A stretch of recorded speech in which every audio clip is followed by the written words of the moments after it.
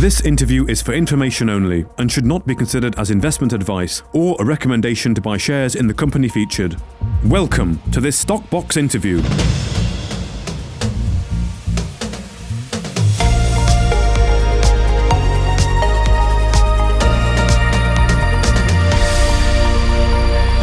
Joining us today is Alex Walker, the CEO of East Star Resources, for a special feature on the company and primarily the Rudny-Altai project. So thank you very much for joining us today. Alex, how are you doing? Very well, thank you, Mark. How are you? Very good, thank you. Thank you very much for your time today. So when we do these special features, really, there's some slides here that I know you've prepared on the company and the project there. What I'd like to do is just really hand it over to you to get us going, and I'll come in with any questions as and when they come to mind, and we'll keep things simple, no stupid questions. Yeah, great. Thanks very much. So I guess this is back to basics a little bit with East Star and what we're looking to do. And ultimately, we're mineral explorers. We've got a strong focus on Kazakhstan, and there are a lot of reasons behind that. We first came to Kazakhstan in 2019 after the mineral law changed to resemble that of Western Australia's. It's a huge jurisdiction, which is currently a major metals producer. It produces about 40% of the world's uranium, and is really big in other metals such as chrome and copper, and with some very substantial mines. And you can see from the bottom there's a lot of big operators here already. Rio Tinto are exploring. Glencore have several operating mines. Fortescue Metals Group came in at the same time as us in 2019 exploring. And of course, the global majors in the uranium space, including Orano and Cameco. It's been very well explored historically in terms of mapping and data. So there's quite a lot of data that we can use to help refine our targeting and hopefully save some money in the ground trying to make those big discoveries. Very low operating costs. The cost for power here is less than 5 cents a kilowatt hour. Cost for diesel is probably less than a third of what you'd pay in the UK. And labour costs are also relatively low. So I like to refer to it as probably the cheapest place in the world to dig a hole. Okay. Middle corridor, of course, it's actually strategically very important in Kazakhstan. So, the One Belt, One Road initiative, which everyone's heard of China providing access to Europe. It's about a third of the time to deliver goods via railway, via Kazakhstan into Europe as it is going around the outside via the ocean. So, of course, time saves money as well. So it's hugely strategically important for that reason. And I think that's the reason why the UK and the EU have recently signed supply agreements for critical minerals with Kazakhstan, because they have both access to the minerals and they have the political will to find them and dig them out of the ground. And so that's hugely important for a country of this size in its location to be able to provide that access. Significantly underexplored. We've got statistically, in our belt, which I'll be talking about today, huge opportunity for additional discoveries. There are a number of other big belts as well, big multi-billion-ton porphyry discoveries, and there's just one standalone in an entire porphyry belt. And we know statistically that's incredibly rare or nearly impossible. And so there's plenty more opportunity for major discoveries here. I've mentioned the majors active in country. We've also seen very recently First Quantum and Barrick demonstrate their intentions and coming into country. Barrick's made a public statement about it. First Quantum has too, and has signed an MOU with local partners. It's a very exciting place to be, an exciting time to be here. So where are we? Can we just talk about Kazakhstan briefly? Sorry, Alex, sure. Before we move on to the project. I don't know if you want to go back to that previous slide there. So Kazakhstan, I guess I'm not sure people know much about the country, whether it's sort of a friendly country or not so friendly. Obviously, it's very big geographically, isn't it? And you've said there, you can see that the majors are there, Rio, Glencore, Cameco, just to name a few. So clearly, if those boys are there, they wouldn't be operating in a jurisdiction that was considered very risky, would they really? Well, that's exactly right. And I think a real testament to that is the amount of time and money and new entrants to the country since that change in 2018. So, historically, the mineral law, before we were operating here even, anecdotally, it would take sometimes 2 years or 3 years to get a subsoil license to begin exploring. Whereas they've changed the mineral law in 2018. It's now on a first come, first served basis. It's very similar to the code of Western Australia, as we know, one of the best mining jurisdictions in the world. And now you can get a mineral license within 10 days. And we're a testament to that. When we listed, we had 4 licenses. Since then, we've acquired another 4, 5 licenses. And so, I'm very happy to say that the process has worked very, very smoothly for us. And so, politically very, very stable as well. There was a change of government from a 30-year long-standing politician in Nursultan Nazarbayev to our new president, Tokayev. And, he's a true reformer. I think he's been demonstrating that to the world in an incredibly, politically balanced fashion, given that he's between Russia and China and the West. He's publicly outspoken about about the war in Ukraine, and he's also publicly spoken a lot about the need for additional Western investment in Kazakhstan. So he's very Western focused. So this is coming from a government level then, that they want to open up to the Western world, really. I mean, you've mentioned about critical minerals agreement with the United Kingdom and the European Union. And of course, we hear time and time again when we talk about mining and mineral companies that the West wants to move away from the riskier jurisdictions or the more unfriendly, i.e. Russia, China, certainly the Americas, wanting to have homegrown commodities and not be reliant on the rest of the world, particularly not the perhaps more unfriendly countries. But we're seeing really that Kazakhstan is wanting to be that friendly country to the European Union, are we? Well, that's exactly right. It's not even just about unfriendly. It's about decentralizing your supply chain. So there's no critical hurdles, and that's actually what creates critical minerals. It's not just about what the minerals are used for. That's one part of that decision in the economy. It's where it comes from and what's the risk of that supply disruption. And so, China's a good example, just purely that it produces and it's right in the middle of so much of the supply chain for so many different minerals that they become critical, because if China switches off the tap, then the rest of the world doesn't have it. And so, the West, Europe is very much looking for that supply. And, on this map, you can see Kazakhstan is literally the size of Europe. So imagine having, one jurisdiction that's drastically underexplored, no major discoveries, for more than 50 years. One political system, one level of understanding, one sort of approvals process, and all of those kinds of things that you need to get a mine through the discovery process and into production. You're covering all of Europe in one hit, without the population density, but with the infrastructure already in place. And really importantly, with a population that understands mining.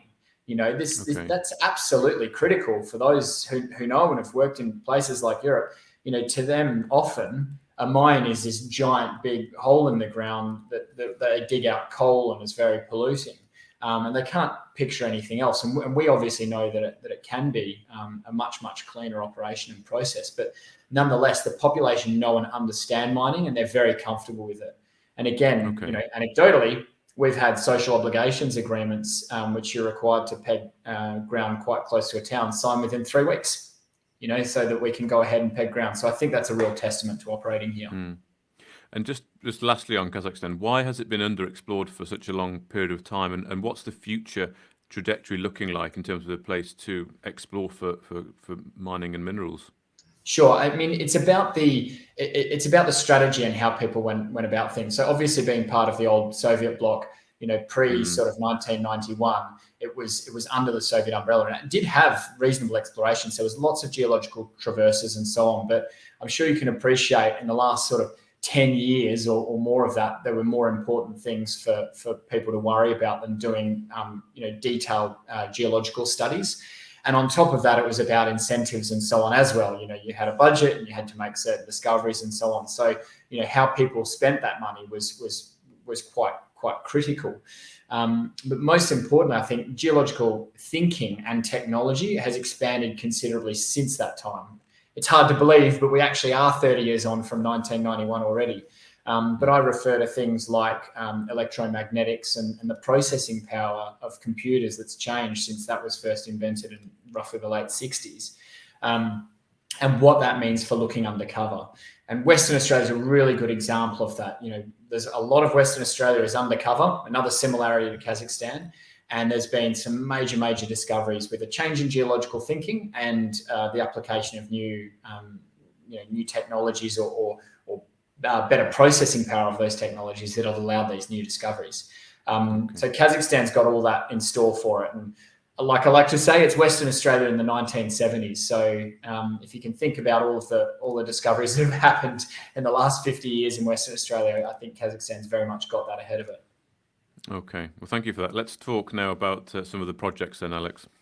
Certainly. So one of the belts that's a perfect example of this is the Rudny-Altai VMS belt. So it's a huge VMS belt. It's more than 800 kilometers. It goes from Russia through Kazakhstan, China, and Mongolia, and is absolutely prolific. It's the fourth biggest producing VMS belt in the world, and yet we feel drastically underexplored. And this map is a really good indication of that. So there's three operating mines on our part of the belt.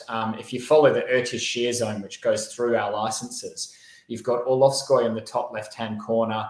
Then you've got Artemyevsky, which is operating today, follow right down through to the one that's called Irtyshsky. So they're the three that are currently operating. The other ones that have indicated on there are past producing mines or deposits that never produced, including Rulinskoy, which is half of which is on our license, but largely goes under a small town. And you've got, from Orlovskoy to hitting our license, or to Artemyevsky, you've got 45 kilometers. From Artemyevsky, Nikolovskoy, and the small cluster there's a couple of other smaller ones in that group, to the group on the other side of the deposit, it's about 30 kilometers. So we've pegged 30 kilometers of strike where there's been little to no discoveries, but that's not how VMS belts work. They're a lot more structured. And so the only reason there haven't been deposits, in our perspective, in our view, the only reasons there haven't been discoveries is because it's undercover. So wherever there was outcropping, wherever there was sulfides at surface, these geologists made the discoveries because they were there to be seen, drilled it out, and they became mines. And that's the only place that there are mines. There are no mines undercover. And so we think there's a huge opportunity here in this absolutely prolific and very, very high-grade belt. So just drilling down on that in a little bit more detail, here's a zoom in on our licenses. We've currently got 803 square kilometres. The Vakuba exploration target is the one we've just been drilling recently. So we digitised, I'll come to that in a minute, but nonetheless, that's a JORC compliant exploration target on our licenses. So we've got existing deposits. We've got the infrastructure, so the rail that goes right through the middle of our license, roads that travel right through the middle of our licenses. And you can see the airport in the bottom left there. It's an international airport, Usk-Kamenogorsk. You've got processing capacity. So there's two operators on our belt, Kaz Minerals, which have the three mines I referred to before. Their processing plant is the Nikolovskoy concentrator, which is 52 kilometres by road from the Vakuba deposit. You've got Kaz Inc., which is 70% owned by Glencore and 30% owned by Talken Samruk, the national mining company of Kazakhstan, who coincidentally also own 20% of two of our licenses, the two big ones, Novo 1 and 2. And that's 110 kilometers away. And then you've even got a smelter. You've got a smelter right down in the main town that you fly into, which is only 70 kilometers away. So you've got absolutely everything you need to produce final product, all within spitting distance. And the guys that have been drilling, they've been staying in a small hotel on site. There's road, water, power, rail, absolutely everything you need. And so that's a huge benefit for a potential low capex development. And then what else do you need? Well, grade and scale obviously helps. Artemyevsky is depending on the metal prices on the day, up to 6% potentially copper equivalent, 4 to 6% copper equivalent, which is outstanding. 50 million tons. You've got Irtyshsky, which is a very, very similar grade, also operating underground at the moment. So, there's a reason why VMS mines have, one of the best return on invested capital of any deposit type, because you don't need $1 billion to start a mine when you discover a VMS. And you don't need that because the grade is so fantastic. Mm-hmm. And what commodities are you targeting here then? Just looking at the operators in the area, is it a similar thing? You've got copper. It's exactly the same. That's right. gold. So don't try and reinvent the wheel. At the end of the day, these guys have very, very high grade mines. We'd like to find more of them. That's not to say we won't discount other potential deposit types on the belt.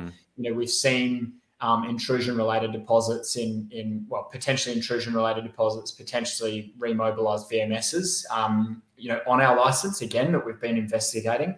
I did a little tweet about one the other day called Talovskoy, which we've been doing detailed mapping on. Very, very high grade pipes of massive sulfides at surface. Last year, we sampled 17% copper and 10% lead in one sample from a historical mine shaft. So we're not completely ruling out other deposit types if the grade's there and it demonstrates good economic potential. But nonetheless, inherently, we're looking for these VMSs, and so copper, lead, zinc, gold, silver are your principal drivers, your principal economic drivers. And of course, on our part of the belt, the principal driver is actually copper. Okay. Well, I know we're going to talk about the exploration that you're doing in a moment, but before we get on to that, just thinking of the area in general, looking at the processing plants and the smelter, is it common that the other operators in the area are making use of those facilities with those parties, and you might do the same? Yeah, absolutely. I mean, they already are. So the Kazzinc minerals concentrator that you can see there today already has 600,000 tons of spare capacity. Okay. So that's quite a lot of spare capacity. That's quite a lot of mills that aren't operating at cost, obviously, because they don't have enough mill feed. So you don't have to be a brainiac to know that if you can provide mill to them and they can switch it on and make a profit, then that's a great decision on both fronts. You also don't have to be a genius to realize that the net present value of a deposit, that can be used at these concentrators will be worth more to Kaz Minerals than it would be to the owner of that deposit, i.e. us, if we make that discovery. Because Kaz Minerals don't need to build a concentrator. They don't need to build the infrastructure. They have the tailings capacity already. So most of it's already in place. Ertishki, the deposit that you can see towards on the southeast corner of our deposit, they actually mine and crush at Ertishki, and then it goes via road, rail, and road to the Nikolskoye concentrator. So they're already doing it through our own deposit, and both Glencore and Kaz Minerals are purchasing ore from small third-party operators today. Okay, and obviously you need to make the discovery, but if you make the discovery, you wouldn't have to build all the infrastructure. Would you just look almost to do a direct DSO? And what it does, Mark, is it provides us with a lot of optionality. Okay, so I would never want to rule out building. If you make a discovery like an Artemyevsky, you want to prepare to build that. Okay, because that's the way that you're going to get the best value for it. But if we drill out for Kuba, and we'll go to that in a minute, but in the historical modelling, the open pit is 5 to 6 million tonnes, and the underground is about 19 million tonnes. Which we want to now prove up with our own drilling and with JORC. If you end up with only 5 million tonnes being economic, well, that's still, the MPV that AMC put on it without CapEx was $242 million.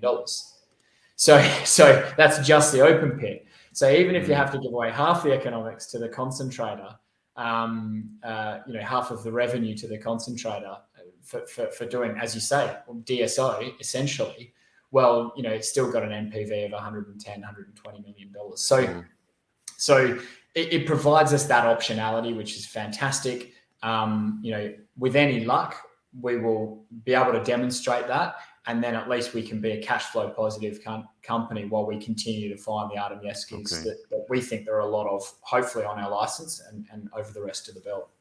Sure. Okay, great. Well, let's move on to the next slide then. Perfect. So this is probably a little bit out of date now. I think it's end of July, but nonetheless, our share price is even cheaper than that today with our recent placing at 1.5p. It's a considerable discount. So if we can convert our resource to JORC compliant resource over next year, the last calculation was about a 13 times uplift on a value per tonne basis. I'd argue that we should be at the higher end of valuation, of course, because of that low operating cost environment that we have in Kazakhstan. But nonetheless, that still just, demonstrates the risk reward of the work that we're currently conducting. And again, that's just on Vakuba. Vakuba is a thimble on 803 square meters of fabric.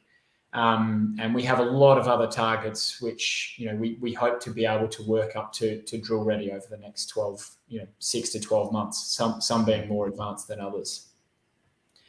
So just looking at the Vakuba exploration target and, why we sort of consider it no ordinary exploration target, it's actually 42,000 meters of drilling that have created this resource model. Now we're working through, we've georeferenced the maps as best as we can. We've found 70 drill holes at surface. And so we were actually able to retrofit the maps, based on surface mapping as best we could. So it's a very, very detailed geological model. You can see optimized open pits based on the historical data that were provided to the independent consultant, AMC. If anyone's really interested, their report is available on our website, the entire detailed report, NPV calculations, cutoff grades, the whole lot. And you can see, the work that we did before we got stuck in here. It's almost all copper. So 1.4 to 1.9% copper equivalent is 1 to 1.4% copper, with the rest being lead and zinc. And we also believe that has a real opportunity for silver and gold, because they did metallurgical test work and found silver and gold and recovered silver and gold. And so there's every chance, and like the other deposits in the region, is, they all contain silver and gold. There's every chance we can add that, which would increase that grade.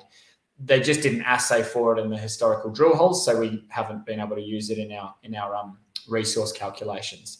I should point out as well that the metallurgical test work they did had about 95, 97% recovery on flotation alone from the copper. So we already know that if we do demonstrate that this is a deposit and, can replicate the grades and turn that into a JORC resource, then, the metallurgy is not something we feel is particularly risky. Potential resource upside, as I've mentioned, through the gold and silver, but also through exploration along strike where it hasn't been closed off.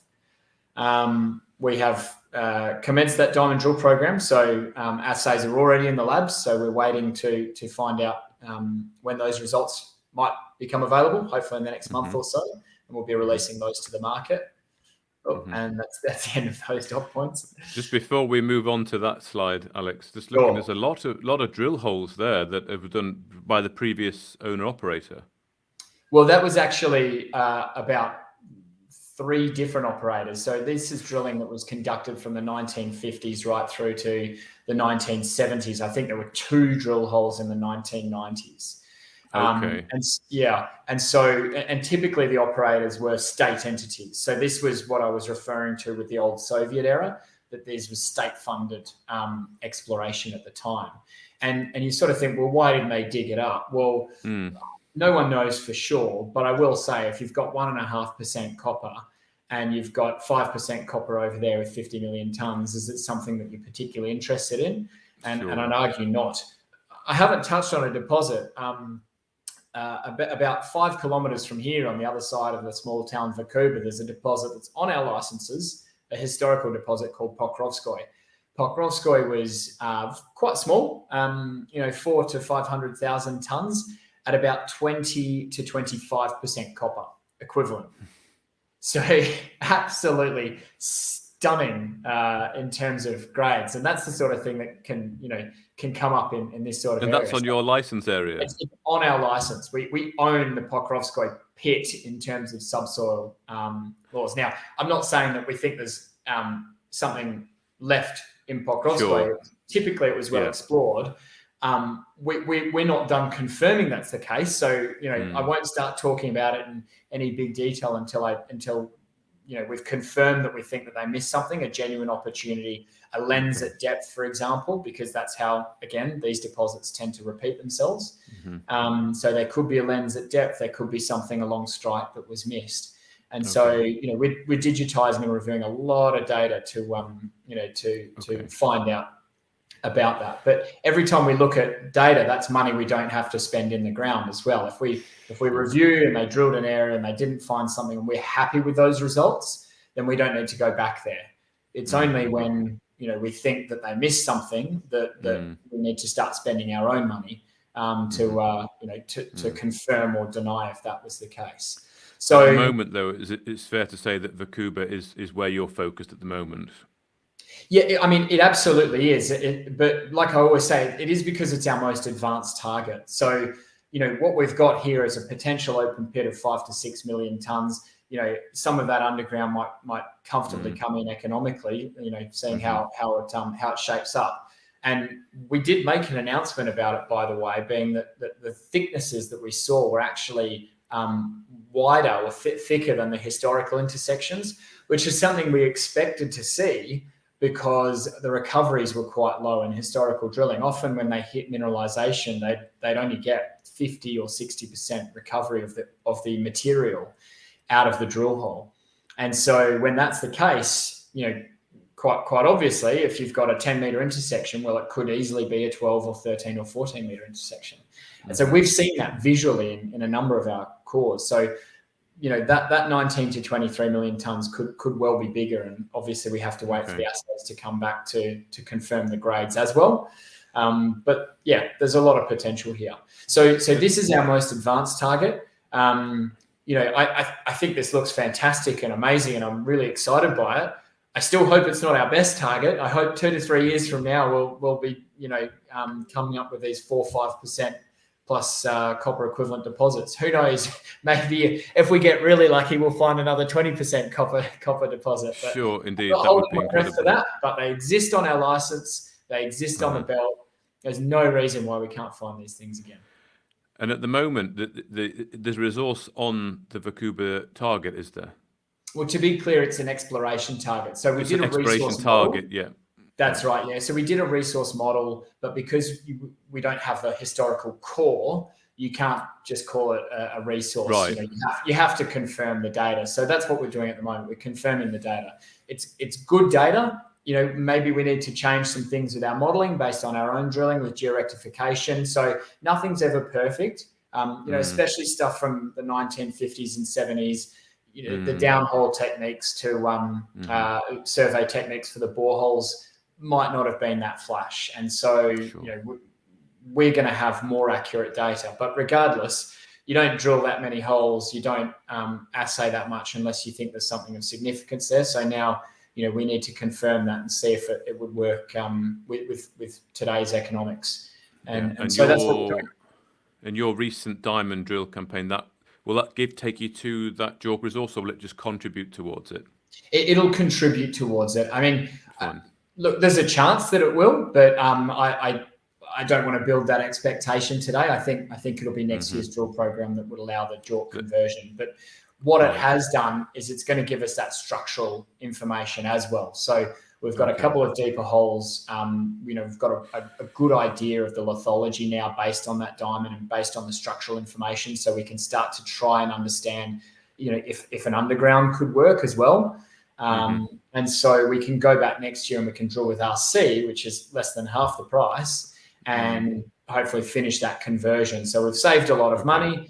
Maybe it's taken a bit longer, but we have saved a lot of money in the process, and we've got all of the right information to take this thing forward. So this is almost like the first go, if you like, at this very historic target area that already has a lot of historic data on it, but it's like a fresh look on it from today, effectively. Exactly. And I hope this isn't the only one I'll be presenting to the market in the next 6 to 12 months. Like I said, I've indicated that there's a few others. I want to, we want to do the work. We want to do the detailed mapping, potentially geophysics. We want to understand exactly how we're going to approach these, what we think is there and why we think that. And a lot of doing that has been sample work and so on as well. So, we've been actually sampling all of the operating mines, both current and past, across the entire belt. Because what we want to do is we want to fingerprint all of these mines. We want to say, was this definitely a VMS based on the fact that it's got 12 elements, which only VMS deposits have? What horizon was this in? So you're looking at the immobile elements, the rare earths and tantalum and niobium and so on that can sit, in the mafic rocks in the footwall or the hanging wall of these deposits to say, right, this is the horizon that we want to be in within the Devonian rock sequence. So we're refining that targeting at the moment, both within our license package and within the whole belt. And like I said, I really expect and hope to be presenting additional targets to the market in the not too distant future. Okay, fantastic. Thank you very much. I think you have one last slide to finish us off. Sure, and it's just a recap, really. So, come to Kazakhstan. It's a fantastic place to operate. I was fortunate enough to be associated with the formation of the Chamber of Mines here in Kazakhstan, and that's just providing another voice for people like us, explorers, and Rio Tinto's joined, and a lot of other majors have acknowledged or said that they're in the process of joining, going through their internal processes for that. And so, we are going to have, quite an interesting body of people conducting similar work to what we're doing right across the spectrum. So it's a great place to operate. Vakuba is a fantastic target we're really excited by, and hopefully there's a lot more. There's a lot of upside, on our 803 square kilometres. And as we gain a real understanding of how to find deposits across this belt, then I'd expect to be picking up more ground as well. Operating costs are incredibly low, as I've said. It's one of the cheapest places in the world to dig a hole, and that just means it's a fantastic place to operate. Some of these big porphyries, only matched by Chile in terms of their grade, 0.3% copper equivalent, in terms of the grade that they can extract economically. So that's really outstanding, and they're still in the lowest quartile producer for those sorts of grades. And hopefully we've got some drilling results and results from rock chips and regional sampling campaigns. We've been very, very busy on those licenses in the last couple of months. So all of those are being prepared, either in the labs or being sent to the labs. So we hope to be giving that information to the market in the very near future. Perfect. Well, thank you very much for taking the time today to take us through that project. Alex Walker, the CEO of East Star Resources, and I'm sure we'll be catching up again in the not too distant future. Thanks so much, Mark. Cheers. If you enjoyed this interview, then give us a thumbs up, a like or a retweet. Subscribe to us on YouTube or follow us on Twitter, and hit that notification bell to be the first to know when we release new content. There's loads of great content on our website too, across all our programs at stockboxmedia.com. Thank you for watching.